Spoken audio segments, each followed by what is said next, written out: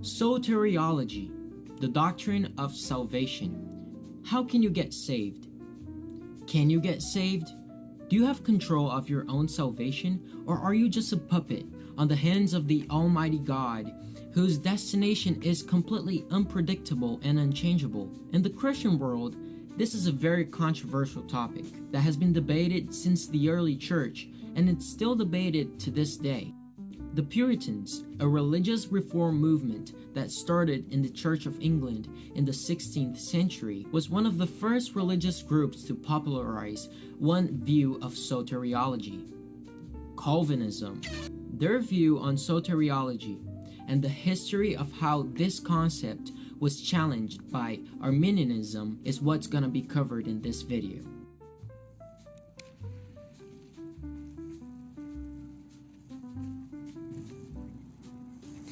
In the 16th century, a large part of the Netherlands was taken by the Reformation movement, and the other part was Catholic.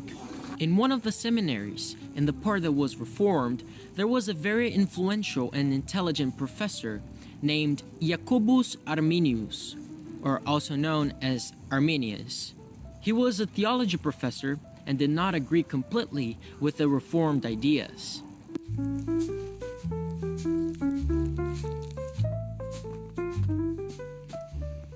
The disciples of Arminius, also known as the Remonstrants, created a document with all the ideas that they disagreed with in the Reformed movement and gave it to the church, asking them to reconsider their ideas of salvation and to adhere to their new ideas presented by them in the document.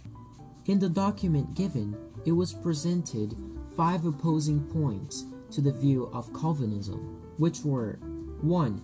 Sin does not incapacitate free will. 2. Election is based on the foreknowledge of God. 3. Christ died for all men. 4. The call of the Spirit can be resisted. And 5. We need to study more about the possibility of true believers falling from grace. Now, for me to explain what the Church of Netherlands' response was, I first need to go somewhere else. So yeah, there's me going somewhere else, which you guys will find out soon, and it will all make sense, I promise. But anyways, so on November 13th, 1618, the General States of the Netherlands then started a synod in the city of Dordrecht, or Dort, which is nothing less than a meeting to discuss a topic in the church with the pastors and theologians. And by the way, that's me listening to Christian rap in the car going to the place that you guys will find out soon. Anyways, so in this case, they were discussing the document presented by the followers of Arminius. This synod consisted of 84 members and 18 secular representatives, with 27 delegates from Germany, Switzerland, England, and other European countries. During the 7 months that the synod lasted, there were 154 meetings to discuss this document. So yeah, we just got to the place, which is Randall's. Yeah!